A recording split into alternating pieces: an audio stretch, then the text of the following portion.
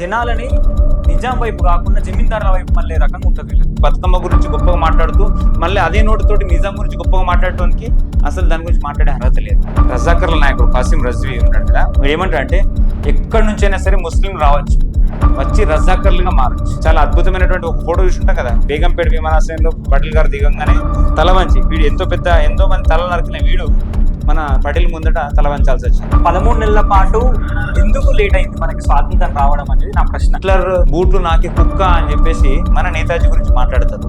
అందుకని కమ్యూనిస్టుల గురించి ఒక విషయం ఉంటుంది ఏంటంటే, రష్యాల చైనాల వాహన పడుతున్నా అంటే వాడు హైదరాబాద్ గొడవ పట్టుకుంటాడు కమ్యూనిస్టు. సెప్టెంబర్ 17 అంటే ఎంతోమంది ఏంటో తెలియని పరిస్థితి నుంచి కనీసం సెప్టెంబర్ 17 నాడు కొన్ని ప్లేస్లలో జెండా ఎగిరేసేటువంటి పరిస్థితి మనం తీసుకొచ్చినాం కదా. అట్లీస్ట్ కవులను ఎంకరేజ్ చేసి చరిత్ర తీయండి అని చెప్పడానికి కూడా నోరు రావట్లేదు ఈ ప్రభుత్వాలకి.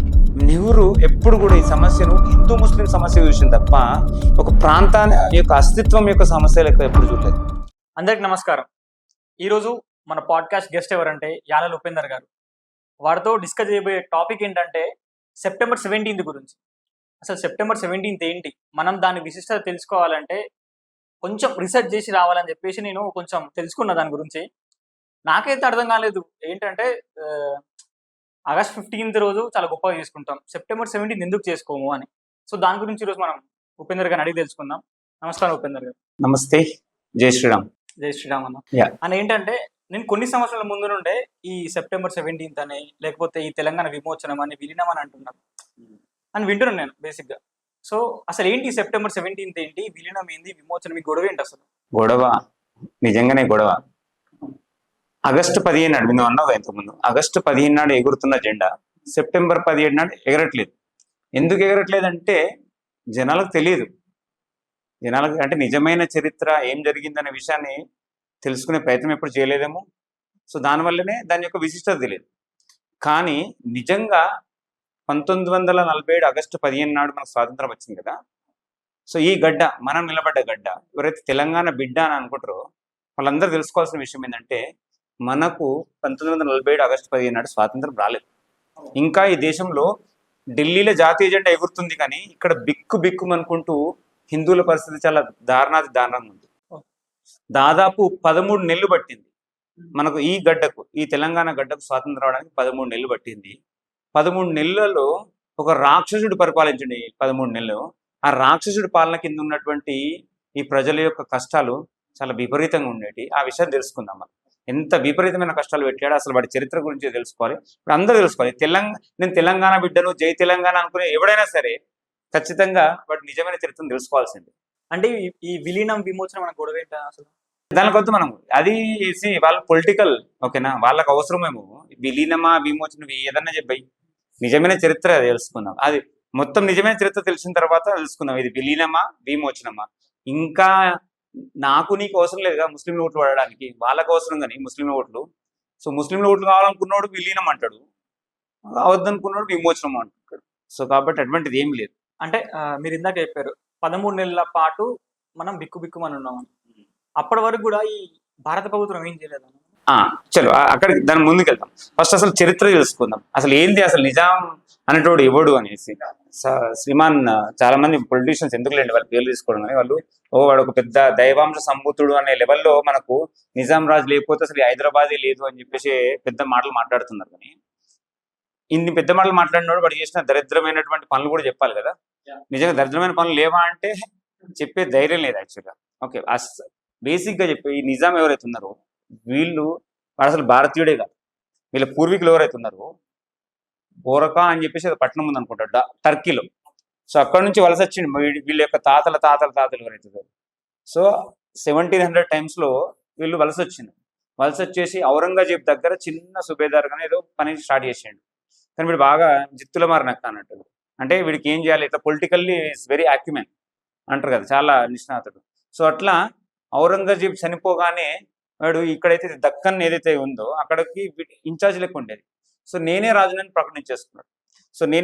ప్రకటించేసుకొని అలా నిజాంల యొక్క ఏమంటారు పాలన ఈ గడ్డ మీద, తెలంగాణ గడ్డ మీద ప్రారంభమైంది. సో అలా వస్తుంటే ఏదైతే మనం ఇప్పుడు మాట్లాడుతున్నామో మన విలన్ 7వ నిజాం, వాడు 7వ నిజాం మీర్ ఉస్మాన్ అలీ ఖాన్. సో వీళ్ళ నాన్న ఉండి మీర్ మహబూబ్ అలీ ఖాన్. ఓకేనా. సో వీడంతా క్రూడ్ కాదు యాక్చువల్గా. మంచోడు అని చెప్తున్నా. మంచోడు అని చెప్తారు, మన పక్కన పెట్టేద్దాం. మంచోడు చెడ్డోడు, మంచోడు అంటే వీళ్ళంటే ఎందుకు అంటారులే కానీ ఓకే. సో మంచోడు చెడ్డోడు పక్కన పెట్టేద్దాం. మంచోడు అని అందరూ అయితే అంటారో దానికి ఒక కారణం ఉంది, బలమైన కారణం. ఏంటన్నా? ఆయన దగ్గర ఒక మంత్రి ఉండే, ప్రధాని, అంటే అప్పుడు ప్రధానమంత్రి ప్రధాని అని చెప్పేసి ప్రధాని ఉండేది. సో ప్రసాద్, కిషన్ ప్రసాద్ గారి పేరు. ఆయన ఒక మంచి అంటే ఏమంటారు, ఒక హైందవం పట్ల గౌరవం ఉన్నవాడు. తన తన రాజ్యంలో ఉన్నటువంటి ప్రజలందరినీ కూడా మంచి కన్న బిడ్డలు లెక్క చూసుకుంటాడు. ఆయనకు అటువంటి హిందూ ముస్లిం అనేటువంటి ఆ తారతమ్యం లేదు యాక్చువల్గా. సో చాలా అద్భుతంగా చూసుకునేటోడు. ఈయనే సలహాలు ఇచ్చేవాడు, మీరు ఏదైతే ఉన్నాడో రాజా ఇట్లా పరిపాలించి. ఆయనకు గురి ఈయన మీద, ఎందుకంటే ఈయన చాలా మంచి వ్యక్తి కాబట్టి ఈయన మాటలు విందాము అని చెప్పేసి. సో ఆయన రాజ్యంలో నిజంగా ఎందుకు ఇంత కష్టపడలేదు, ఎక్కువగా కష్టపడలేదు. సో కిషన్ ప్రసాద్ ఆయన చాలా అద్భుతం. ఆయన హిందూ పండుగలను పరిచయం చేసేవాడు. ఓకేనా. ఇట్లా ఏమైనా విపత్తులు వస్తే మనం యాక్చువల్గా మనకి ఇప్పుడు మనం ఊళ్ళల్లో చేస్తుంటాం కదా, ఈ రోగాలు పోవాలని ఎల్లమ్మను అట్లా ఆయన ద్వారా కూడా కొన్ని హిందూ పద్ధతుల ద్వారా చేసేసిండు. కానీ ఎప్పుడైతే 1911 అనుకుంటా, 1911 చనిపోయాడు. 1911 అయిన తర్వాత 1911 మనోడు వచ్చిండు ఇంటర్, ఉస్మాన్ అలీ ఖాన్. సో వీడు బాగా మతపిచ్చి, ఆ మతపిచ్చి ఎక్కడి నుంచి వచ్చింది లేదు కానీ వీడికి విపరీతమైన మతపిచ్చి. ఓకే. ఈ మతపిచ్చి తోటి ఫస్ట్ రాగానే అందరు ఎవడైనా సరే గవర్నెన్స్ లో ఉన్నటువంటి విషయాలు తెలుసుకుంటాడు, ఏమైనా వేయాలని తీసుకుంటాడు. వీడు రాగానే మొట్టమొదటిగా చేసిన పని ఏంటంటే, ఈ ఎవరైతే కిషన్ ప్రసాద్ ఉన్నాడో ఆయన పీక్ పాడేసాడు. ఆయనకున్న ఫాలోయింగ్ అటువంటిది, అద్భుతమైన ఫాలోయింగ్ కిషన్ ప్రసాద్ ఉన్నది. ఆయన పేరు మీద చాలా పేర్లు, అంటే ఊర్ల పేర్లు కూడా వచ్చాయి. షాద్ నగర్ కూడా ఆయన పేరు మీద వచ్చిందని చెప్పేసి నేను ఎక్కడ చదివాను. షాద్ నగర్ అనే విషయం కూడా అక్కడ వచ్చిందని చెప్పేసి నేను తర్వాత పేరు మార్చినట్టు.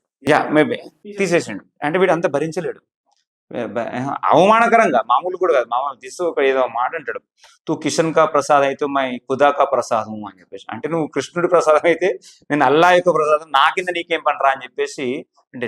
సో అప్పటి నుంచి నిజమైన కష్టాలు ప్రారంభమైంది నిజాంకు అని. అది మీర్ ఉస్మాన్ అలీ ఖాన్. అంటే ఈ నిజాం అనగానే మనం బాగా వినే పేరు ఏంటంటే రజాకర్లు. యాక్చువల్లీ అసలు ఈ రజాకర్లు అంటే ఎవరు, అసలు వీళ్ళు ఏం చేస్తారు? ఎస్, వీళ్ళు లేకుండా అసలు మెయిన్ హీరోస్ వీళ్ళు. మొత్తం ఈ దరిద్రపు మొత్తం నేరేటివ్ లో వీళ్ళే అద్భుతమైనటువంటి.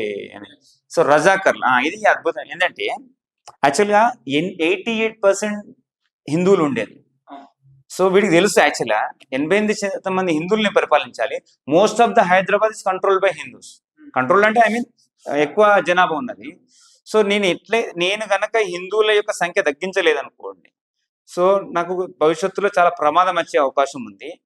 ఇదే సమయంలో అటువైపు నార్త్ సైడ్ జిన్నా అద్భుతమైనటువంటి ఒక ఊపులో ఉన్నాడు, పాకిస్తాన్ కావాలని. సో ఈ పాకిస్తాన్ కళ ఎప్పుడైతే వచ్చిందో వీడికి ఒక కళ వచ్చింది, పాకిస్తాన్ ఎట్లా కోరుకుంటారో చలో నా పేరు మీద ఉస్మానిస్తాన్ అని చెప్పేసి చేసేద్దాం, ఇక్కడ ఒక దేశమే క్రియేట్ చేసుకుందాం అనుకుంటాం. సో కాబట్టి ఏం చేయాలి, హిందువుల సంఖ్య తగ్గించాలని చెప్పేసి రజాకర్లు, అంటే రజాకర్లు నన్ను ఒక కూటమిని తయారు చేసిండు. ఈ రజాకర్లు ప్రభుత్వానికి సంబంధం లేదని చెప్పేసి చెప్తారు అంతే, కానీ రజాకర్లు అనే వ్యక్తుల్ని తయారు చేసింది అనేది అంతా కూడా నిజాం యొక్క ఏమంటారు ప్రాబల్యంతో జరుగుతుంది. రజాకర్లు అంటే చాలా గొర్రె విషయం ఏంటంటే శాంతిమూక అంట. అంటే వీళ్ళందరూ సమాజంలో శాంతిని నెలకొల్పడానికి ఒక ప్రైవేట్ ఆర్మీ అని. కానీ ఈ రజాకర్లు ఏమైనా పనులు చేసుకోవచ్చు, వీళ్ళకు అదుపు ఉండదు. ఓకే. నిజాం దగ్గర అయితే పోలీసులు ఉన్నారో ఎవరి మీద కేసులు పెట్టేస్తారేమో కానీ రజాకర్ల మీద మాత్రం కేసులు పెట్టరు.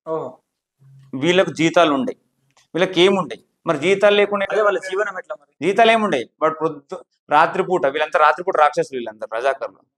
ఏదైనా గ్రామం మీద పడాలి, దోచుకోవాలి, వచ్చిన దాన్ని పంచుకోవాలి, కొంచెం ప్రభుత్వానికి ఇచ్చేసుకోవాలి, మిగతాది వీళ్ళ జీవనం సాగించాలి. అట్లా మొత్తం రజాకర్లు ఒక రకమైన భయం క్రియేట్ చేశారు మొత్తం సమాజంలో. ఇంకొక విషయం ఇక్కడ చెప్పాల్సింది ఏంటంటే, ఒక కాల్ ఇస్తాడు రజాకర్ల నాయకుడు కాసిం రజ్వీ ఉన్నాడు కదా, అంటే ఇది టైంలలో పక్కన పెట్టేసి ఒక కాల్ ఇస్తాడు. వీడు ఏమంటాడు అంటే, ఎక్కడి నుంచైనా సరే ముస్లిం రావచ్చు, వచ్చి రజాకర్లుగా మారచ్చు. ఓకేనా, మీకు ఎక్కడి నుంచైనా రావాలండి, వాడు ముస్లిం అయి ఉండాలి, వాడికి మతం మీద అద్భుతమైనటువంటి గౌరవం ఉండాలి, మీరు రావాలని చెప్పి చెప్తే, ఈ కాల్ ఇస్తే సర్ప్రైజింగ్లీ చాలా మంది, దేశంలో ఉన్నటువంటి చాలా మంది ముస్లింస్లు వాడికి కనీసం లుంగి కూడా కట్టుకుని రాదేమో, వాడి మీద ఒంటి మీద బట్ట సక్కగా ఉండాలని పరిగెత్తుకుంటూ వచ్చేసారు ఇక్కడికి వచ్చేసి. ఎందుకు తెలిసింది కదా, మంచిగా దోసుకోవచ్చు, ఆడవాళ్ళని అనుభవించవచ్చు, మా మీద కేసులు ఉన్నాయని చెప్పేసి. అట్లా రజాకర్ ఆర్మీ పెరిగింది. వీళ్ళు చేసిన అకృత్యాలు చాలా ఘోరాతి ఘోరం. సో ఇప్పుడు వాళ్ళు అక్యూజ్ చేయాలన్నారు కదన్నా, ఏంటి ఎలా ఉంది? ఎలా ఉండేవంటే నేను యాక్చువల్గా కొన్ని సంవత్సరాల క్రితం అనుకుంటా ఒక వీడియో చూసిన యాక్చువల్ ఐసిస్ విన్నావు కదా పేరు, ISIS Islamic State of Iraq and Syria. Okay, they are considered to be number 1 terrorist organization, Islamic terrorist organization కదా. నేను ఒక actual few years back I don't remember the exact timeline, okay, and time ఏందని వాళ్ళు American జర్నలిస్టులు ఒక 3-4 American జర్నలిస్టులను వాళ్ళు capture చేశారు. Okay, so వాళ్ళను క్యాప్చర్ చేసిన తర్వాత అమెరికన్ బెదిరించడానికి, ఓకేనా, వీళ్ళు మాకు బందీలుగా దొరికిన తర్వాత వాళ్ళను ఒక బోన్లో బంధించేసేసి ఆ బోను కట్టేసి వీళ్ళను సో పెట్రోల్ పోసేసి సజీవ దహనం చేసారు. So it's kind of creating terror in heart of enemy అని చెప్పేసి వాళ్ళు నిజంగా కొట్టుకొని చచ్చిపోయారు. సో అంత కర్కశత్వం ఉంది కదా. నేను చెప్పబోయే సంఘటనలు ఏమంటాయో దిస్ ఇస్ నథింగ్. నేను చెప్పే సంఘటనలు ఉంటాయి అంటే నిజంగా చెప్పాలంటే వాళ్ళ సంఘటనతో వీళ్ళ సంఘటనలు పోల్చిన అనుకోండి ఐసిస్కు నోబెల్ శాంతి బహుమతి ఇవ్వాలి. అంటే వీళ్ళంతా శాంతి కామకలే కనిపిస్తుంది వాళ్ళ సంఘటనలు వీళ్ళతో పోల్చి చూస్తే. రజాకర్లు అనేది ఎక్కడి నుంచి స్టార్ట్ అయిందంటే వీళ్ళ కూటమి పేరు 1928లో అనుకుంటా. 1928లో మజ్లిస్ ఇత్తహదుల్ బైనుల్ ముస్లిమీన్ అని చెప్పేసి ఒక సంస్థను స్థాపించి, ఎంఐఎంకు ముందు బైనుల్ ముస్లిమీన్ అంటే ఇందులో ఎవరైనా జాయిన్ కావచ్చు, ఎవరైనా అంటే అందరూ మనం హిందూ ముస్లిం మధ్య సఖ్యత గురించి ప్రారంభించిన సంస్థ అని చెప్పేసి ఉంటారు. ఓకేనా, కానీ ఎందుకు ఈ సంస్థను కూడా స్థాపించింది నిజామే.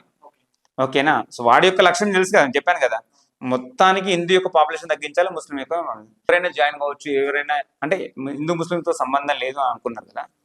సో అలా అని చెప్పేసి కాల్ చేస్తే ఎవడు జాయిన్ కాలేదు. జనగామ జిల్లా తెలుసు కదా, జనగామ జిల్లాలో ఒక 2 మాత్రమే దానిలో జాయిన్ అయ్యారంట. అందులో ఏదైతే ఆ కమిటీలో ఏంటి వాళ్ళ పేర్లు శటగోపాచారి ఒకరు, ఎంఎన్ రెడ్డి అని చెప్పేసి 2.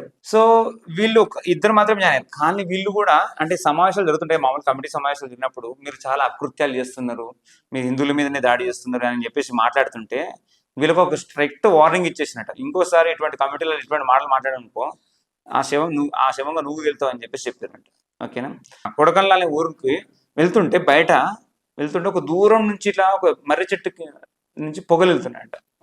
ఏంటి పొగలు వెళ్తున్నాయని చెప్పేసి దగ్గరికి వెళ్ళి చూసిన తర్వాత ఆయనకు ఒక్కసారి చల్లటి చెమటలు పట్టేంత పరిస్థితి ఉంది ఆడ. ఏంటంటే ఒక 5 శవాలు దానికి వేలాడుతున్నాయి మర్రి చెట్టుకు. ఎలా వేలాడుతున్నాయో, ఎందుకు వేలాడుతున్నాయి, అసలు ఏం జరిగింది, ఈ సంఘటన ఏందని చెప్పేసి అక్కడ ఉన్నటువంటి వ్యక్తులను అడిగినట్టు ఏం జరిగిందంటే, అయ్యా ఇంతకుముందే రజాకర్లు వచ్చారు పాపం, ఇక్కడ ఒక 7 బ్రాహ్మణులు పక్క ఊర్లో ఒక శ్రాద్ధకర్మ చేసేసి వస్తుంటే వీళ్ళు పాపం వీళ్ళు జెండెం వేసుకొని మామూలు నడుచుకో, వాళ్ళని ప్రొవోక్ కూడా చేయలేదు, ఏం చేయలేదు, అట్లా నడుచుకుంటూ పోతుంటే రజాకర్లకు బొట్టు కానీ ఈ జెండాలు చూస్తే విపరీతమైనటువంటి కోపం, ద్వేషం కదా, ఇది దొరకబట్టేసి వీళ్ళకు. కానీ అదృష్టం కొద్ది ఒక 2 తప్పించుకుని పోయారు వీళ్ళ గురించి తెలుసుకొని. ఈ 5 దొరికిన పాపము ఈ పేద బ్రాహ్మణులు, వీళ్ళకి నిజంగా శక్తి లేదు, వీళ్ళతో పోరాడే శక్తి లేదు. వీళ్ళని వేసేసిన తర్వాత వీళ్ళని బంధించేసి విపరీతంగా కొట్టి అయినా సరే వాళ్ళ దాహం తీరకపోతే ఏం చేసినంటే 5 ఆ మర్రి చెట్టుకు వేలాడదీసేసి, అలాగే చేతులు కట్టి వేలాడదీసేసి మొత్తం చంపకుండా కొట్టి కోన ప్రాణం వరకు ఉంచేసి కింద మంటలు పెట్టేశారు. వాడు చచ్చిపోలేదు, పైన వేలాడుతుండు, చేతులు కట్టి వేలాడుతుండు, కింద మంటలు పెడితేనంట ఎట్లా ఆయన శవాలు చూసిన పద్ధతి ఏం చెప్తాడంటే, ఈ పైన భాగం ఉంటుందా, పిల్లల నుంచి కింది భాగం ఉంటుంది కదా, అది మొత్తం మంచిగా మటన్ ఉడికినట్టు ఉడికిందంట. సో పైన మాత్రం అట్లుంది అంటే ఒకసారి ఊహించుకోండి, ఇక్కడ ఇది వింటున్నా ఇది చూస్తున్న వాళ్ళు ఒకసారి ఊహించుకోండి, వాళ్ళు ఎంత పెయిన్ అనుభవించి ఉండొచ్చు. వాడికి ఏం వికృత క్రీడ ఇది, అసలు ఏం ఆనందం ఇది, బ్రాహ్మణులు ఏం చేసేది వీళ్ళను. సో అటువంటి దురాగతాలు చాలా ఉన్నాయి. మా తెలంగాణ సంస్కృతికి ప్రతీక మా బతుకమ్మ. ఈ బతుకమ్మ గురించి మాట్లాడడం, నిజాంను ఓడడం, ఈ 2 పనులు చేయదు. వీరికి అర్హత లేదు. ఎవడైతే బతుకమ్మ గురించి గొప్పగా మాట్లాడుతూ మళ్ళీ అదే నోటితోటి నిజాం గురించి గొప్పగా మాట్లాడటానికి అసలు దాని గురించి మాట్లాడే అర్హత లేదు. ఎందుకు చెప్పంటే, అరే మన ఆడబిడ్డలను ఎంత ఘోరంగా హింసించారు. ఒక వాడి అనే రైల్వే స్టేషన్ ఉంటుందంటే మహారాష్ట్ర బార్డర్లో, తెలంగాణ బార్డర్లో, మంచి వాతావరణం, పండుగ వాతావరణం, కుటుంబంతో కలిసి. సో వీళ్ళు హ్యాపీగా పక్కన ఊర్లో బతుకమ్మ ఆడుకొని రైల్లో తిరిగేసి వాళ్ళ ఊరికి వస్తుంటే ఈ రజాకర్ల గుంపి వీళ్ళకి హిందూ పండుగలు అంటే విపరీతమైన ద్వేషం. ఏ ఒక్క పండుగను మనం జరుపుకునేపోదురు, అన్ని ఆంక్షలు మన మీద, హిందూ పండుగల మీద జరుపుకుని వస్తుంటే వీళ్ళని బంధించి దించేసేసి ఎవరైతే మగవాళ్ళు ఉంటారు, చిన్నపిల్లలు ఉంటారు, పక్క జరిపి వాళ్ళని విపరీతంగా కొట్టి ఈ ఆడవాళ్ళు ఏది ఉంటారో ఎడుకోవచ్చు బతుకమ్మ ఆడొచ్చిరా అని చెప్పేసి, మీరు ఇక్కడ బతుకమ్మ ఆడాల్సింది మా ముందర అని చెప్పేసి మొత్తం నగ్నంగా ఒంటి మీద నూలు వస్త్రం లేకుండా నగ్నంగా బతుకమ్మ ఆడిచ్చారు. ఒక్కసారి ఈడు నిజాంను ఊగెట్టేటోళ్ళు వాళ్ళ ఇంట్లో ఆడపిల్లలు ఉన్నారా అసలు? అదే కదా. వాళ్ళ ఆడపిల్లలు ఉన్నారా? నీ వీరట్టోని తల్లి నీ తల్లి కాదా? ఒక స్త్రీకి, తెలంగాణ స్త్రీకి అవమానం జరిగింది, ఏ మోహం పెట్టుకొని మనం నిజాంలో కొడతామని?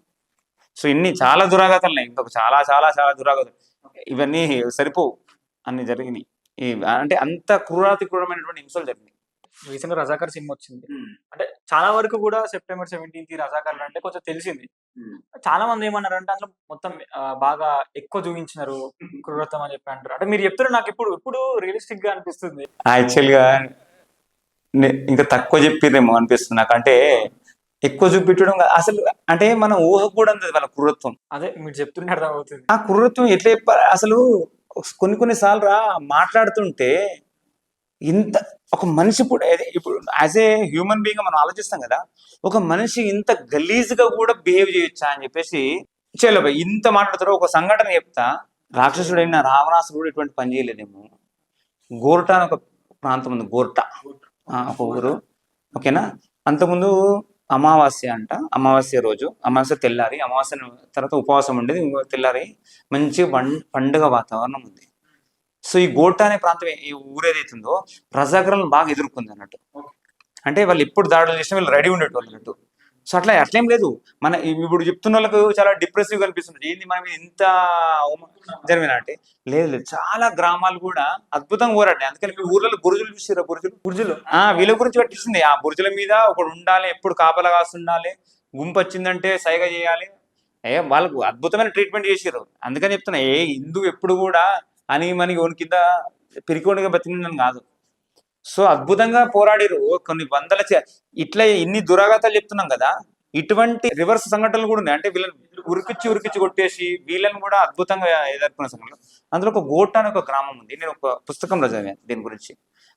చదువుతుంటేనే చాలా విపరీతమైన బాధ కలిగింది. ఇది అద్భుతంగా రజాకర్లను ఎదుర్కొంది. సో వాళ్ళకి ఎప్పటి నుంచో కన్ను తిన్నది. దీన్ని ఎట్లయినా సరే ఏం చేయాలి, గుర్తుంచుకో. మన దగ్గర, మన హిందూ రాజుల దగ్గర, అంటే ఈ విషయం చెప్తున్నా అంటే ఒక అద్భుతమైనది ఉంది. సూర్యాస్తమైన తర్వాత ఎవడు యుద్ధం చేయడు, ఓకేనా. ఎందుకు? సూర్యాస్తమైన తర్వాత వాడు వచ్చినా సరే వాడు శత్రువుని కూడా మిత్రులు లెక్క చూస్తారు కదా. వీళ్ళు ఉంటారు కదా రజాకర్లు, వీళ్ళు రాత్రి పూట తిరిగే పిశాచాలు వీళ్ళు. ఓకే, వీళ్ళు ఏం చేస్తారంటే గోటా గ్రామాన్ని ఎట్లయినా సరే దాడి చేయాలి ఈరోజు అని చెప్పేసి ప్రొద్దున 4 గంటలకు, అంటే వీళ్ళకి రెడీ లేరు, వీళ్ళు పండుగ వాతావరణంలో బిజీగా ఉన్నారు. ఉన్నప్పుడు ఒక్కసారిగా కొన్ని వేల మంది రజాకర్లు ఈ ఊరి మీద దాడి చేసేసారు. సో కనబడ్డి విపరీతంగా చంపుతుండడము, పిల్లలు లేరు, పెద్దలు లేరు, దాడులు చేస్తున్నారు. అందులో ఆ ఊరు పెద్ద అనుకుంటా, ఒక భీమరావు అని చెప్పేసి ఆయన ఉన్నాడు. సో ఈ భీమరావు అనేట ఆయనకు ఈ రసూల్ అనేటువంటి రజాకర్ల యొక్క నాయకుడు రసూల్తో ఒక ఫ్రెండ్షిప్ ఉంది. వెళ్తాడు, అరే బాబు ప్లీజ్ రా, ఇటువంటి పని చేయకండి, కనీసం నా కుటుంబాన్నన్నా మీద కూడా దాడి చేయకండి, దయచేసి వదిలేయండి అని చెప్పేసి అని ఏం చేస్తారంటే తన దగ్గర ఉన్నటువంటి బంగారాన్ని, తన భార్య ఒంటి మీద ఇంట్లో ఉన్న బంగారాన్ని తీసుకొచ్చి నీకు ఇస్తున్నా, దయచేసి నా ఒక్క కుటుంబాన్ని వదిలేసి అని చెప్పేసి అంటే, ఓకే వదిలేస్తా అని చెప్పేసి అని ఉన్న బంగారాన్ని తీసుకున్న తర్వాత వెళ్తూ అక్కడ ఉన్న సైనికులకు ఒక సైగ చేసేస్తారంట. సైగ చేయగానే మొట్టమొదటిగా ఏం చేసిందంటే ఆ కుటుంబాన్ని చంపడం స్టార్ట్ చేసింది.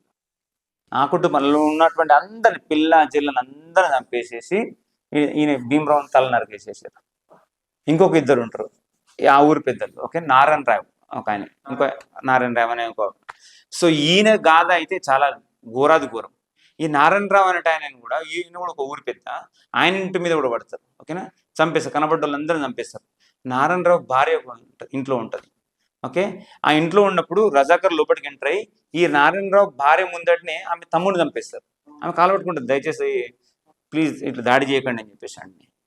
నారాయణరావు భార్య కళ్ళ ముందటే తమ్ముడిని నరికేసేసి వాడి తల నరికేసేసి వచ్చిన రక్తాన్ని తీసుకెళ్ళి వీళ్ళ వికృత ఆనందం చూడండి. అక్కడ కాళికాదేవి ఆలయం ఉంటే కాళికాదేవి ఆలయాన్ని మొత్తాన్ని పూసేస్తుంది, ఆ దేవి విగ్రహానికి పూసేసి అదే కాళికా ఆలయం ముందట ఈమెను అప్పుడు నిండు గర్భవతి, యాక్చువల్ ఆమె చాలా అంటే 6 నెలలో ఉన్న గర్భవతిని ఈమెను తీసుకొచ్చి వీళ్ళు ఏం చేస్తారు, నలుగురు రజాకర్లు ఒకరిద్దరు చేతులు పట్టుకుంటారు, ఒకరిద్దరు కాళ్ళు పట్టుకొని అటు నుంచి వస్తూ ఈమె కడుపు మీద దూకి అటు వెళ్ళాలట. ఇది ఆట. ఒక నిండు గర్భవతిని అట్లా దూకి దూకి చచ్చిపోతే ఒక ఒక బుక్లు రాస్తారు, ఆ కవి రాస్తాడు, ఆమె నవరంధ్రాలకి వెళ్ళి రక్తం కక్కుని చచ్చిపోయింది అని చెప్పేసి అన్నారు. ఆ బిడ్డ లోపల ఉన్న శిశు బిడ్డ అట్లనే డెలివరీ చేసేసి ఆ బిడ్డ కూడా ఎప్పుడో ముక్కలు ముక్కలు అయిపోయింది. ఇది వీళ్ళ వికృతం, ఇది వికృతం. అరే అది నోరా ఇన్ని మాటలు చెప్తున్నా కదా, ఇంత చెప్పిన తర్వాత కూడా నిజం గురించి మాట్లాడుతూ చూసినావా? మరి బట్ అది నిజం అంటే ఇన్ని విషయాలు జరిగినా కూడా మన వాళ్ళు ఇంకా దాచిపెట్టాలని చెప్పి ప్రయత్నం ఎందుకు చేస్తున్నారు? దాచిపెట్టే ప్రయత్నం ఐ డిసగ్రీ విత్ యూ. ఇప్పుడిప్పుడే సమాజం మేల్కొంటుంది. ప్రజలలో కూడా నిజమైన చరిత్ర తెలుసుకోవాలని మనం ఓల్ సమాజానికి చూస్తే చాలా చిన్నగా కనబడుతుండొచ్చు, కానీ ఇప్పటికీ కూడా నిజమైన చరిత్ర తెలుసుకుందామని చెప్పేసి అందుకనే మనం నిజంగానే కొద్ది గొప్ప సక్సెస్ అవుతున్నాం. సెప్టెంబర్ 17 అంటే ఎంతో మంది ఏంటి రోజో తెలియని పరిస్థితి నుంచి కనీసం సెప్టెంబర్ 17 నాడు కొన్ని ప్లేస్లలో జెండా ఎగిరేసేటువంటి పరిస్థితి మనం తీసుకొచ్చినాం కదా. సో నిజంగా సక్సెస్. కాబట్టి దీని నుంచి అంటే ఇప్పుడు సింపుల్ అబ్బా, మనము నెక్స్ట్ తరాన్ని తయారు చేయాలి, బట్ నిజమైన చరిత్ర చెప్పాలి. బుక్లలో ఇప్పుడు టెక్స్ట్ బుక్లలో ఉంటే చదువుతావా నువ్వు చరిత్ర? నీకు లేదా? బయట బుక్స్ లేవా? ఎంతమంది పాపం తమ జీవితాలను అర్పించి బుక్స్ రాస్తారు. చదివి నీ పిల్లలకు చెప్పు నిజమైన చరిత్ర, నీ కళాశాలలో చెప్పు అసలు ఏం జరుగుతుంది నిజమైన చరిత్ర అని చెప్పేసి. బుక్స్లలో ఉంటేనే చెప్తావా? రామాయణ బుక్లో ఉంటేనే చదువుతావా, లేకపోతే బయట ఉంటే చదవలేమా మనం? సో కాబట్టి మనందరం నిజమైన చరిత్ర చదువుకోవాలి. ఈ విషయాన్ని 10 మంది ఇప్పుడు తెలుసుకొని అబ్బా హ్యాపీగా ఉంది నాకు చాలా విషయాలు తెలుసుకొని పడుకోవడం కాదు, ఈ విషయాన్ని అందరికీ తెలియజేసే ప్రయత్నం చేయాలి. మేము ఎక్కడ చరిత్ర చూసినా కూడా మాకు ఒక కమ్యూనిస్టులు హీరోలుగా చూపించే చరిత్ర మనకు కనిపిస్తుంది. సాయుధ పోరాటం పేరు మీద చాలా రకాలుగా. సో ఇంకో అంటే బేసిక్గా నేను అర్థం చేసుకుంది ఏంటంటే ఈ కమ్యూనిస్టుల యొక్క వాదన ఎట్లా అంటే జనాలని నిజాం వైపు కాకుండా జమీందారుల వైపు మళ్ళీ రకంగా ఉంటుంది వీళ్ళకి. సో ఏంటి అసలు వీళ్ళ నేరేటివ్ ఏంటి, వీళ్ళు చేసింది ఏంటి? అద్భుతమైన క్వశ్చన్. వీళ్ళ కుట్ర నిజంగా ఇది అద్భుతమైన క్వశ్చన్. ఎందుకంటున్నా అంటే వీళ్ళు ఇది ఎట్లుంటుంది అంటే వీళ్ళు అవకాశవాదులు, కమ్యూనిస్టులు కాదు, వీళ్ళు అవకాశవాదులు. ఎటువైపు గాలి ఉంటే అటువైపు. వీళ్ళు ఎంత పెద్ద దరిద్రులు అంటే 1942లో క్విట్ ఇండియా మూవ్మెంట్ జరిగింది. అద్భుతమైన మూవ్మెంట్ జరిగి అంటే ఒక దేశంలో అద్భుతమైన వాతావరణం జరిగింది, క్విట్ ఇండియా వాతావరణం జరిగింది. మనం కూడా చదివి ఉంటాం పుస్తకాలలో. ఆ సమయంలో ద సో కాల్డ్ కమ్యూనిస్టులు ఎటువైపు ఉన్నారో తెలుసా మనకు? బ్రిటిష్ వైపు నుంచి ఉండి పోరాడారు. అసలు ఏంది క్విట్ ఇండియా ఎందుకు, ఇదంతా అవసరం లేదని చెప్పేసి. ఆ సమయంలోనే నేతా సుభాష్ చంద్రబోస్ తెలుసు కదా, నేతా సుభాష్ చంద్ర తెలిసిపోవాడండి. ఓకే, సో ఈ నేతా సుభాష్ చంద్రబోస్ అద్భుతమైనటువంటి బ్రిటిషర్స్ మీద పోరాటం చేద్దామని చెప్పేసి తెలుసు. కానీ శత్రువు యొక్క శత్రువు మిత్రుడు అనే ఉద్దేశంతో జర్మనీకి వెళ్ళి హిట్లర్తో ఒక ఒప్పందం చేసేసుకొని బ్రిటిష్ మీద దాడి చేయాలని చెప్తే వీళ్ళు ఏమంటారు తెలుసా? వీళ్ళు హిట్లర్ ఏమంటారు, బూట్లు నాకే కుక్క అని చెప్పేసి మన నేతాజీ గురించి మాట్లాడతారు. ఓకే, అసలు వీడు ఎటువైపు ఉన్నాడో పెద్ద కన్ఫ్యూజన్. అందుకని కమ్యూనిస్టుల గురించి ఒక విషయం ఉంటుంది ఏంటంటే రష్యాలో చైనాలో వాన పడుతున్నా అంటే వాడు హైదరాబాద్లో గొడుగు పట్టుకుంటాడంట కమ్యూనిస్ట్ వాడు. అక్కడ వాన పడితే ఇక్కడ గొడుగు పడతాడు, ఎందుకంటే వాడి దేశం ఇది కాదు. అసలు వాడికి అందరు ఏమంటారు కమ్యూనిస్ట్ సిద్ధాంతం. అరే సిద్ధాంతం లేనోడే కమ్యూనిస్టు, సిద్ధాంతం లేనోడే కమ్యూనిస్టు. ఇంత జరుగుతుంది. వీళ్ళు ఎటువంటి ప్రొజెక్షన్ చేశారంటే అసలు ఇది హిందూ ముస్లిం గొడవ కాదు, అసలు నైజాంకు ఇస్లాంతో అనే హిందువులతోటి ముస్లింల గొడవ లాంటిది అనే కాదు, ఇది జమీందారులకు కింద ఉన్నటువంటి దళితులకు సోకాల్డ్ ఎవరైతే అణచివేయబడ్డ వర్గం ఉంటుందో వాళ్ళకి జరుగుతున్న కొట్లాటే తప్ప అసలు దీనిలో there is no communal angle అని చెప్పేసి చాలా ప్రయత్నం చేశారు చెప్పడానికి. ఇప్పుడు కూడా చెప్పడానికి ప్రయత్నం చేశారు. కానీ ఇప్పుడు మెల్లగా అయితే నిజాలు బయటపడుతున్నాయో అప్పుడు వీళ్ళ నిజ స్వరూపం అర్థమైంది. వీళ్ళు రైట్ ఫ్రమ్ ద బిగినింగ్ వీళ్ళు నిజాంకి సపోర్ట్ చేస్తూ నిజాం తరపు నుంచే పోరాడారు. ఒకనొక సమయంలో వీళ్ళు ఏదైతే సభలు పెట్టుకొని ఎటువంటి స్టేట్మెంట్లు ఇస్తారంటే అసలు నిజాం మీద నెహ్రూ యొక్క పెత్తనం ఏంది, భారత ప్రభుత్వం యొక్క పెత్తనం ఏంది, అదొక ఫాసిస్ట్ ప్రభుత్వము, నిజాం ఇక్కడ అద్భుతంగా పరిపాలించుకుంటున్నాడు కదా, అసలు మేము దీన్ని ఖండిస్తున్నాము, భారతదేశం ఎటువంటి సైనిక చర్య కూడా నిజాం మీద చేయొద్దు అని చెప్పేసి వీళ్ళు ఇచ్చిన స్టేట్మెంట్ ఇది. కమ్యూనిస్టుల స్టేట్మెంట్. వీళ్ళు ఎంత దాకా వీళ్ళ యొక్క వీళ్ళ నరేటివ్ ఏంటంటే మరి ఇంత డిఫరెంట్ గా ఉంటుంది. డిఫరెంట్ ఏం లేదు. ఒక మనిషిని కలపడం ఈజా, విడగొట్టడం ఈజా? ఒక మనిషిని శాంతపరచడం ఈజా, రెచ్చగొట్టడం ఈజా? బస్ వాడికి తెలిసింది అది. ఇప్పుడు రెండు వర్గాలు లేకుంటే కమ్యూనిజం ఉండదు. రెండు వర్గాలు కావాలి, ఉన్నోడు లేనోడు. ఒక కులం మీద కులం, ఉన్నోడు లేనోడు. అసలు ఒక రెండు అంటే ఎంత మంచి విషయంలోనైనా ఒక రెండు వర్గాలుగా చీల్చేటువంటి గొప్ప శక్తి కమ్యూనిస్టులకు ఉంది. వీళ్ళు ఇక్కడ చదివాను, వీళ్ళంట ఇంత పెద్ద సాయుధ పోరాటం జరిగితే కొన్ని వేల మంది ఇక్కడ చచ్చిపోతే ఇక్కడ నుంచి పెద్ద పెద్ద కమ్యూనిస్ట్ నేతలు స్టాలిన్ గారి దగ్గరకు పోయారంట. అయ్యా జర ఏమన్నా నిజాంకి హెల్ప్ చేస్తావా? రష్యాలో స్టాలిన్ దగ్గర పోయారంట. సో మీరు ఏమైనా చేస్తారా, ఎందుకంటే Indian army try to capture Hyderabad అంటే తెలంగాణ ఇస్తారు, మీరు ఏమైనా హెల్ప్ చేయగలుగుతారా అంటే వాడు ఆ నరహంతకుడు స్టాలిన్ తీసుకొచ్చిండు. ఏంది మ్యాప్ తీసుకొచ్చి ఏడారా మీ ప్రాంతం మీద రాను అంటే ఈ ఎదవల కూడా తెలియదు వాళ్ళకు, ఆయనకు ఎవరో అసలు మీ ప్రాంతం మీద ఇక్కడ చూపెట్టరా అంటే ఇక్కడ చూపెట్టినట్ట ఈ హైదరాబాద్ ఇది అని చూపిస్తే మరి దాని చుట్టుపక్కల ఏమైనా సముద్రం ఉందా అని అన్నట. అంటే సముద్రం ఏం లేదంటే సముద్రం లేకుండా నేనేం చేయగలుగుతారా, నువ్వు వెళ్ళిపో, నేనేం చేయలేని చెప్పేసి పంపించేసినట్ట.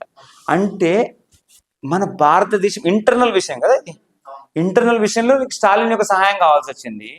అంటే వీళ్ళ బతుకే ఏమంటారు విడగొట్టే బతుకు అన్నట్టు. They should be the last persons to claim anything on this. ఏమంటారు ఇదైతే పోరాటం ఉందో ఇది నిజంగా సామాన్య ప్రజల పోరాటం. మీరు చెప్తారు చాలా బ్రేవ్ గా మనల్ని ఫైట్ చేస్తారని చెప్తారు కదా, ఏమైనా ఎగ్జాంపుల్స్ ఏమైనా చెప్పగలుగుతారా?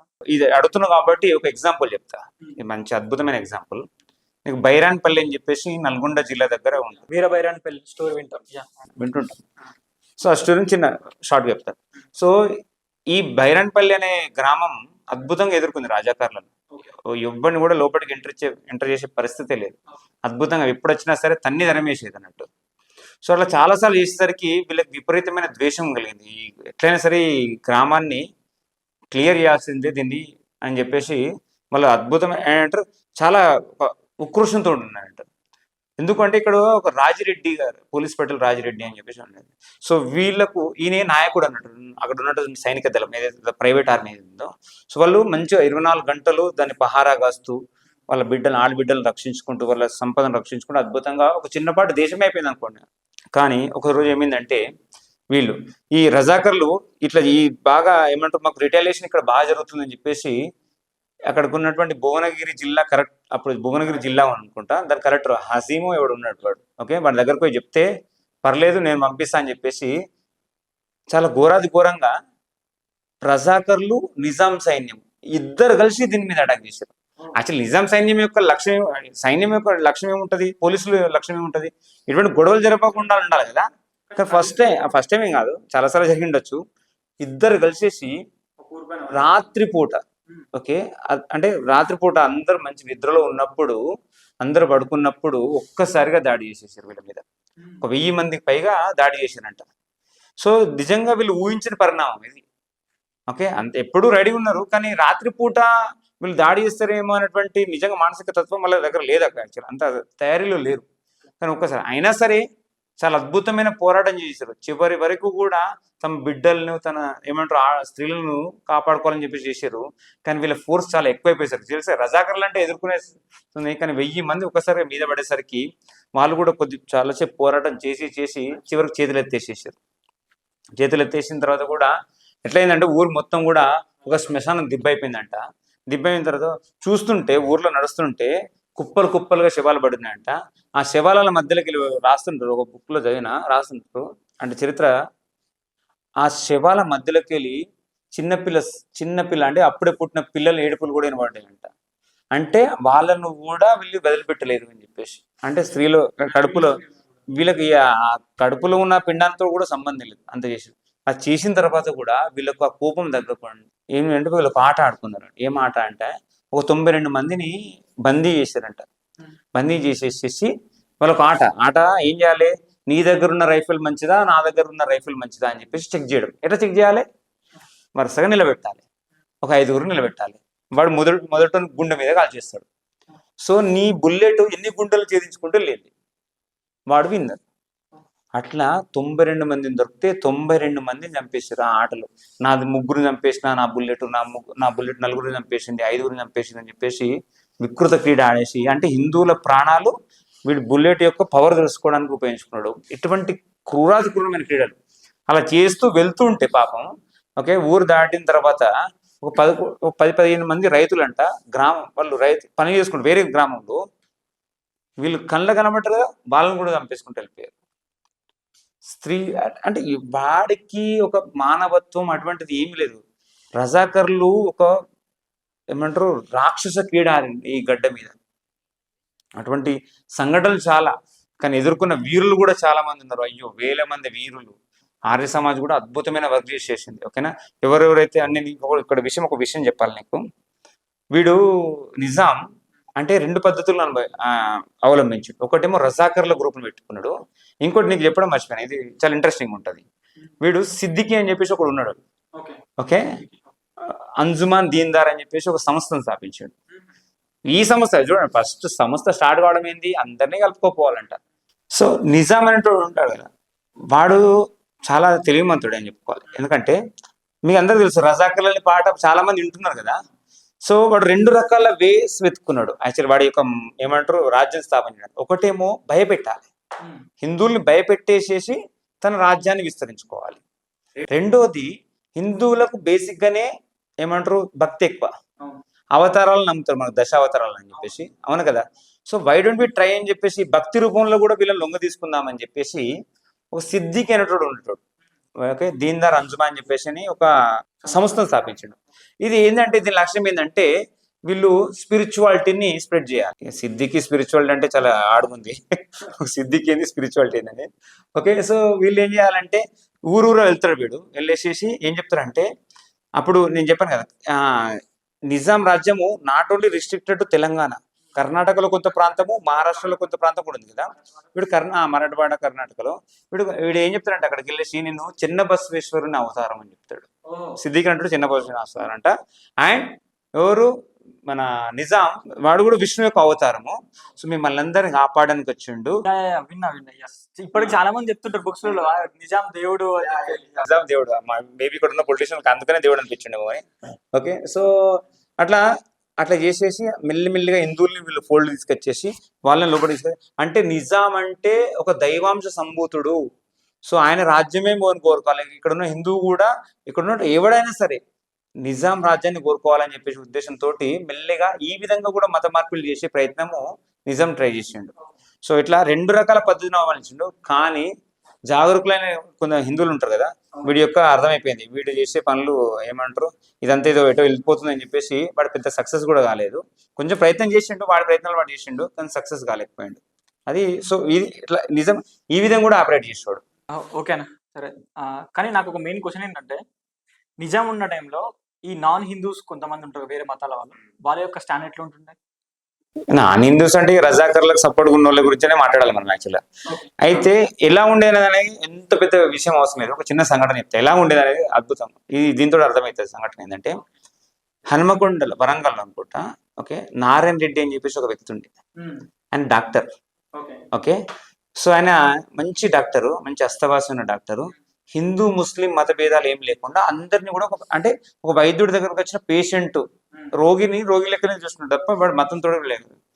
సో అప్పుడు హన్మకొండలో మీకు మొగలే గౌడ్ అని చెప్పేసి తెలుసు అనుకోడు కదా, ఇన్సిడెంట్ తెలుసు కదా. Yeah, yes.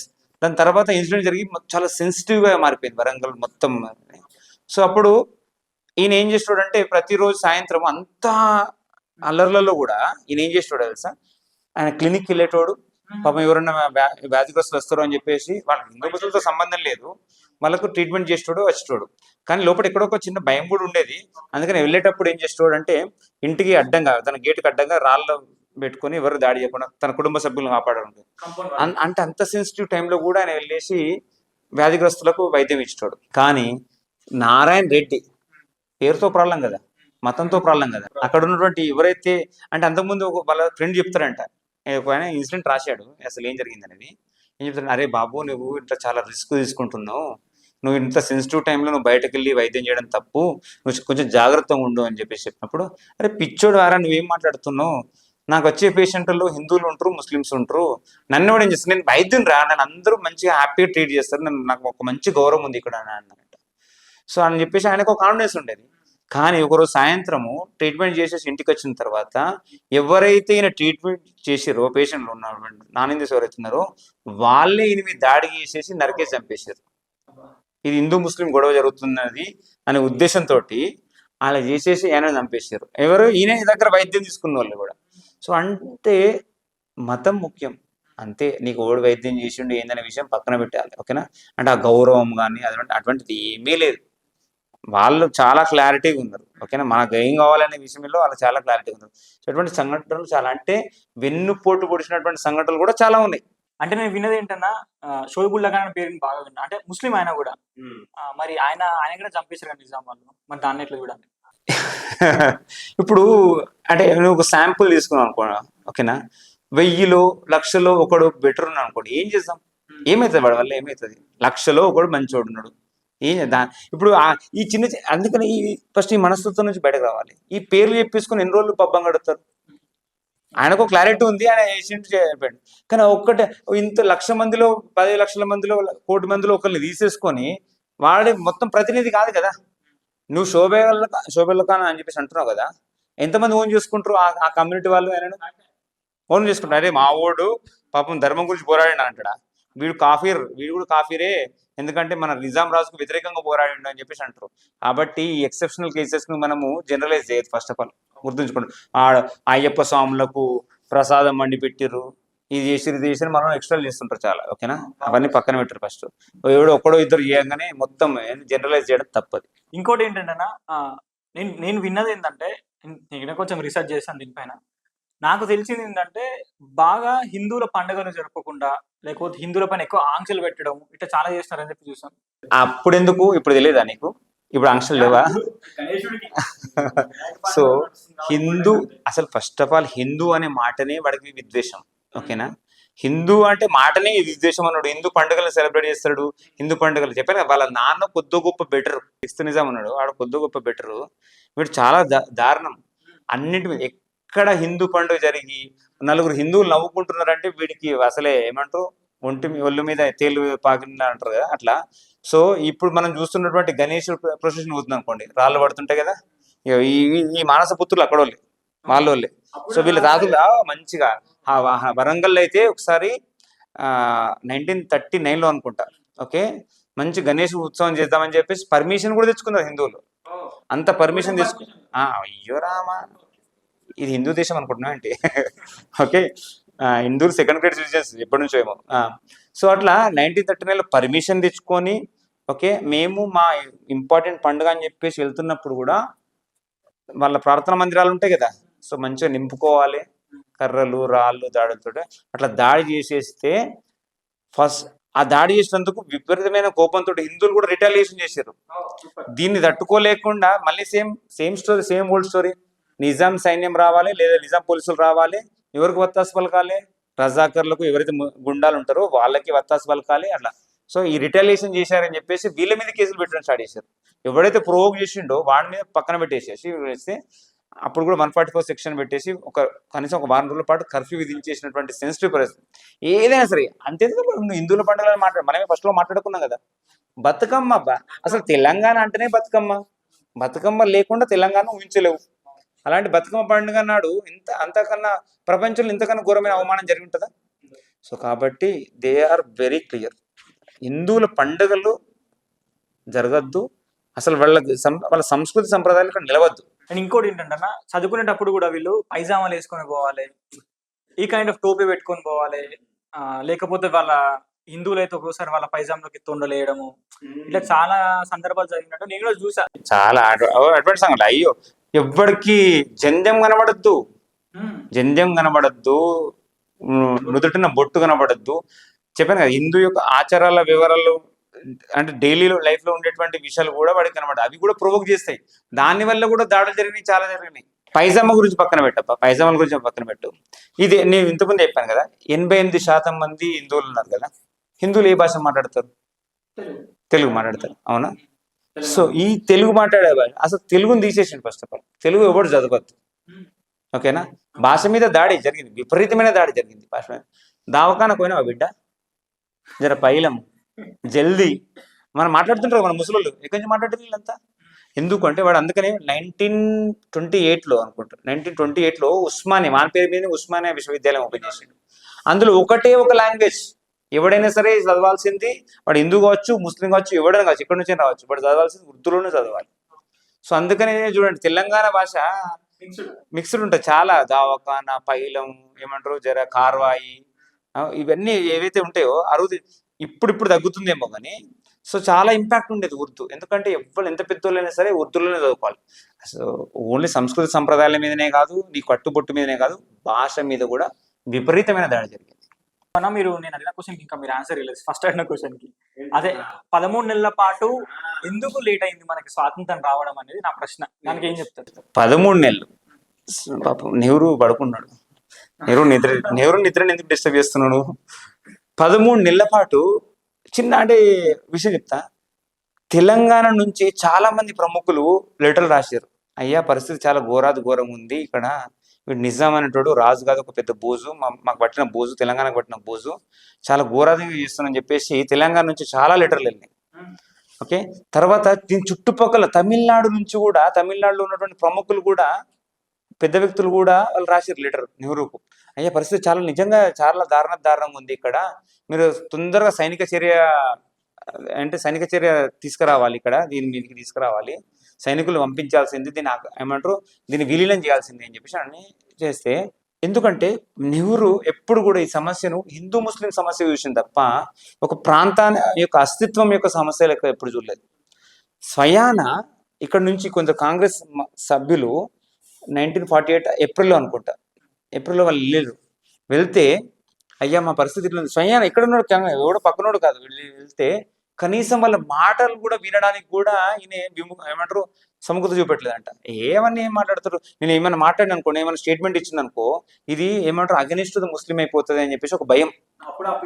సార్కు అప్పటి నుంచే నోబెల్ పీస్ ప్రైజ్ కొట్టేయాలి, నేను తెలుసా ప్రపంచంలో నా అంత శాంతి దూత ఎవరు లేడు అనే విషయం. అంటే ఆ సైనిక చర్య వేస్తే మళ్ళీ నేను యుద్ధాన్ని కోరుకుంటానేమో అని చెప్పేసి అనుకుంటారేమో అని చెప్పేసి ఇంత జానం చేసిండు. సో అప్పుడు అక్కడ ఉన్న పెద్ద ఒక మున్షి అనుకుంటా ఆయన చెప్పిండు, ఆ మున్షి గారు చెప్పారు, వాళ్ళు చెప్పారు, అరే బాబు మీరు ఈ లెటర్ రాసేది ఏదో ఒకసారి పటేల్ దగ్గరికి వెళ్ళండి, సర్దార్ పటేల్ దగ్గరికి వెళ్ళండి, మీ పని అయిపోతుంది, అంటే మీకు జరుగుతుంది అని చెప్పి చెప్తే, ఇప్పుడు సర్దార్ పటేల్కి వెళ్తే అప్పుడు సర్దార్ పటేల్ నిజంగా వీళ్ళు చేసిన అకృత్యాలు చూసి ఆయన కూడా కడుపు మండిపోయి ఇట్లా కాదు అని చెప్పేసి, అంటే సైనిక చర్య చేయాల్సిందే అని చెప్పేసి చేసిండు.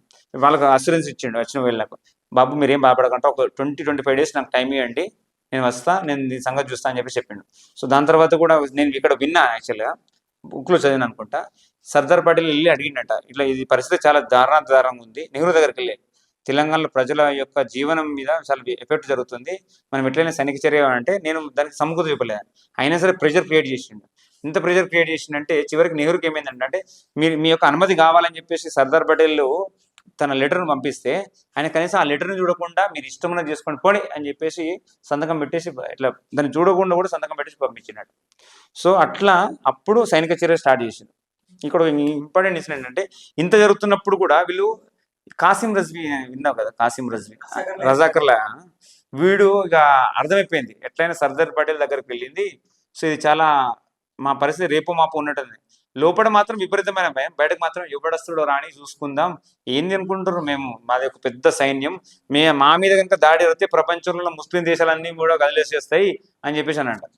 కదిలేస్తాయన్నట్టు వీడే అప్పటికి నిజాం అయితే రాజున్నాడు వీడు, అప్పుడు ఆ సమయంలోనే 20 కోట్లు పంపిస్తామని చూసినాడు జిన్నాకు. అయ్యా ఒకవేళ నెహ్రూ కనుక మా మీద, అంటే భారత సైనికులు అయితే మా మీద దాడి చేస్తే మీరు అటువైపు నుంచి మాకు సహాయం చేయాల్సిందే అని చెప్పేసి, ఆ సమయంలో 20 కోట్లు అంటే అర్థం చేసుకో ఎంత పెద్ద ధనము. అంటే వాడు మహమ్మద్ అలీ జిన్నా పొరా, నీ ప్రాబ్లం నువ్వు చూసుకో, నాకు సంబంధం లేదు, దానిలో నన్ను ఇన్వాల్వ్ చేయకని చెప్పేసి. అప్పటికి కూడా ఏదైతే బుచర్ అనుకుంటా, వీడు ఎన్ని చాలా ప్రయత్నాలు చేసిండు ఈ సైనిక చర్యను ఆపడానికి. పటేల్ చెప్తారంట, అక్కడ కమాండర్ ఉంటాడు కదా బుచర్, మనకి చెప్తాడంట, చలో మన సైనిక చర్య అంటే అప్పుడు ఏం మాట్లాడంట, పటేల్తో అంటాడంట బూచర్ అన్నట్టు, అయ్యా సెప్టెంబర్ 17 కదా, దానికన్నా ముందు రోజుల నుంచే స్టార్ట్ అయింది అన్నట్టు. సో సెప్టెంబర్ 13 నాడు మనం ప్రారంభించాలి ఈ సైనిక చర్య అని చెప్పేసి పటేల్ ఆజ్ఞాపిస్తాడు వీళ్ళకు.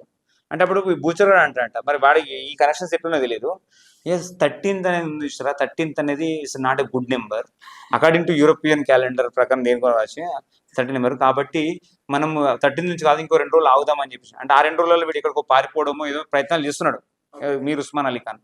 అంటే సర్దార్ వల్లభాయ్ పటేల్ అంట, అరే మీ ప్రకారం 13th అనేది పెద్ద రాంగ్ నెంబర్ ఏమో, కానీ నేను గుజరాత్ పంచాంగం ప్రకారం 13 చాలా మంచి నెంబరు అని చెప్పేసి 13 ప్రారంభిద్దాం. అయినా బుచ్చర్ నాకు ఎందుకు అనిపిస్తుంది, నీ మాట కూడా వినాలనిపిస్తుంది కదా, 13 నాడు వద్దులే 12 నుంచి స్టార్ట్ చేద్దాం అని చెప్పేసి అనంట. ఓకే అనేసరికి ఆయన ఫీజులు ఎగిరిపోయి ఉండొచ్చు. ఓకేనా? సో అట్లా సైనిక చర్య చేసాడు. వీడు అప్పుడు కాశీరాజు ఊరూరు తిరిగి మేమంతా వీడు మొత్తం ఆల్ ఇండియా రేడియోని కూడా ఆక్రమించేసుకున్నాడు. విశేషంగా అక్కడ నుంచి ప్రకటన చేసిండు. మీరు కనుక కాలు పెడితే మీరు అసలు మీకు ఇక్కడ కూడా సహాయం చేయడం అని కూడా ఎన్నో చేసిన ఇంత వీరవీగినోడు, ఇంత పెద్ద ఆర్మీని 10,000 సైన్యాన్ని ఉన్నటువంటి నిజాం అంటాడు కేవలం 2-3 రోజులలో మొత్తం లొంగిపోయాడు. చూసినాం కదా మన అందరికీ చాలా అద్భుతమైనటువంటి ఒక ఫోటో చూసుంటాం కదా, బేగంపేట విమానాశ్రయంలో పటేల్ గారు దిగంగానే తల వంచి వీడు ఎంతో మంది తల నరికిన వీడు మన పటేల్ ముందట తల వంచాల్సి వచ్చింది. నాకు ఒక చిన్న డౌట్ ఏంటంటే, సరే ఇంతకుముందు అంటే తెలంగాణ ఆంధ్ర కొలైడ్ ఉండే, మనం అంటే కలిసి ఉండే, సో మనకి చరిత్ర గురించి అంత తెలియదు, చెప్పలేదు అనుకుందాం. తెలంగాణ వచ్చినాక కూడా మనకి ఈ దౌర్భాగ్య పరిస్థితి అయినా చరిత్ర గురించి తెలియకపోవడం, సరే పాఠ్య పుస్తకాలు అట్లీస్ట్ కవులను ఎంకరేజ్ చేసి చరిత్ర తీయండి అని చెప్పడం కూడా నోరులు రావట్లేవు ఈ ప్రభుత్వాలకి. ఈ దౌర్భాగ్య పరిస్థితి ఎందుకు? పాఠ్య పుస్తకాలలో ఉంటేనే చదువుతామా? సో నీకు లోపల ఉంది కదా ఏదో తెలుసుకోవాలని, అలా తెలుసుకోవడానికి వేరే పుస్తకాలు ఏం లేవా? సో నిజమైన చరిత్రను అందించే అద్భుతమైన పుస్తకాలని కనీసం ఈ రోజు నుంచి అయినా మనము ఆ నిజమైన చరిత్రను తెలుసుకునే ప్రయత్నం చేద్దాం. తెలుసుకొని ఇంట్లో కూర్చోవడం కాదు, తెలుసుకొని 10 మందికి విషయాలు చెప్పడం, దీని గురించి డిస్కషన్ జరగాలి. నిజంగా చెప్తున్నాను కదా, ఈ సెప్టెంబర్ 17, 2024 ఏదైతే ఉందో, సో ఈసారి ఇంకా పోయినసారి కన్నా ఘనంగా జరగాలి. ప్రతి పిల్లవాడికి, ప్రతి వ్యక్తికి కూడా మన ఈ నిజాం చేసినటువంటి దురాఘాతాలు తెలవాలి. సో మనం వీరుల గురించి తెలవాలి. అబ్బా ఈ గడ్డ ఇంత రక్తం ఓడ్చిందా స్వాతంత్రం సంపాదించుకోవడానికి అనే విషయాన్ని ప్రతి వ్యక్తికి తెలవాలి. దయచేసి మనం అందరం కూడా ఒక చిన్న ప్రయత్నం ఏం చేద్దామంటే, దీనికి సంబంధించినటువంటి పుస్తకాలు ఉంటాయి, ఆ పుస్తకాలను చదువుదాం. చదువుడం ఒక్కడే కాదు, చదివిద్దాం, వేరే పక్క వాళ్ళతో చదివిద్దాం. అప్పుడే మనం వాళ్ళకి ఎవరైతే ఇంత త్యాగాలు చేశారు కదా, సో వాళ్ళకు త్యాగాలు చేసినటువంటి ఎవరైతే త్యాగాలు చేశారో వాళ్ళకు నిజమైన నివాళి ఆ చరిత్రను తెలుసుకొని మళ్ళీ ఇటువంటి విషయాన్ని రిపీట్ చేయకుండా ఉండడం. చరిత్ర ఎందుకు తెలుసుకోవాలి? అంతే కదా, చరిత్ర ఎందుకు తెలుసుకోవాలి? ఈ రోడ్ నుంచి ఓకరా అని చెప్పి చెప్తాడు అచ్చినోడు, ఎందుకు చెప్తాడు? ఆ రోడ్ దగ్గర ఏమైనా ప్రాబ్లం ఉంటే. అట్నే చరిత్రలో ఏ తప్పిదాలు జరిగినాయో అవన్నీ తెలుసుకుంటే మళ్ళీ ఆ తప్పిదాలు మనం రిపీట్ చేయం. సో ఈసారి సెప్టెంబర్ 17 చాలా ఘనంగా జరుపుకుందాం. ఆగస్టు 15 అంటే ఎవరైతే అందరికీ చాలా నార్మల్, ఆగస్టు 15 ఇండిపెండెన్స్ డే ఉందో తెలంగాణలో పుట్టిన ప్రతి బిడ్డకు కూడా సెప్టెంబర్ 17 అప్పో నా తెలంగాణ స్వాతంత్రం వచ్చిన రోజు అని చెప్పేసి చాలా న్యాచురల్ గా, అంటే ఆగస్టు 15 వస్తుందంటే ఒక వారం రోజుల ముందు నుంచి ఎట్లా హడావుడి ఉంటుందో, సెప్టెంబర్ 17 కూడా తెలంగాణ గడ్డకు స్వాతంత్రం వచ్చిన రోజు అని చెప్పేసి విపరీతమైన సెలబ్రేషన్ చేసుకునేటువంటి రోజు కావాలి. అటువంటి ఏమంటారు సమయం రావాలని బలంగా కోరుకుంటున్నాను. థ్యాంక్ యూ అన్న, థ్యాంక్స్ ఫర్ ఎడ్యుకేటింగ్ అస్. నిజంగా చాలా కొత్త విషయాలు తెలుసుకున్నాం, చాలా గర్వంగా ఉంది నాకు నిజంగా మన చరిత్ర గురించి తెలుసుకున్న తర్వాత. Thank you Ajay. నేను నీకు థ్యాంక్స్ చెప్పాలి, ఎందుకంటే నీ ప్లాట్ఫామ్ గురించి కనీసం ఒక 10 మంది అనే విషయం తెలుసుకోవడం, త్రికాల్ వాయిస్ ఏవైతే మీరు చేస్తున్నారో చాలా అద్భుతమైన పని. దీన్ని ఇట్లనే కంటిన్యూ చేయాలి. నిజమైన ఏవైతే అంటే దేశభక్తులు ఏది ఉంటారో వాళ్ళ వాయిస్ను 10 మందికి చేర్చే ప్రయత్నం చేయండి. దానికి ఎప్పుడు కూడా మా యొక్క సహాయ సహకారాలు ఉంటాయి. చూసారు కదా, ఇది మన సెప్టెంబర్ 17 గురించి చేసిన పాడ్కాస్ట్. నా ఒక రిక్వెస్ట్ ఏంటంటే, బేసిక్గా మీరు చూడడము 10 మందికి పంపడము ఎట్ ఏ టైం జరగాలి. ఎందుకంటే ఈ చరిత్ర మన చరిత్ర అబ్బా, మన ఊరు చరిత్ర. బుర్జున్న ప్రతి గ్రామంలో ఒక ఉద్యమ చరిత్ర ఉంటుంది. చెప్పండి, తెలుసుకుందాం, 10 మందికి షేర్ చేద్దాం. Thank you.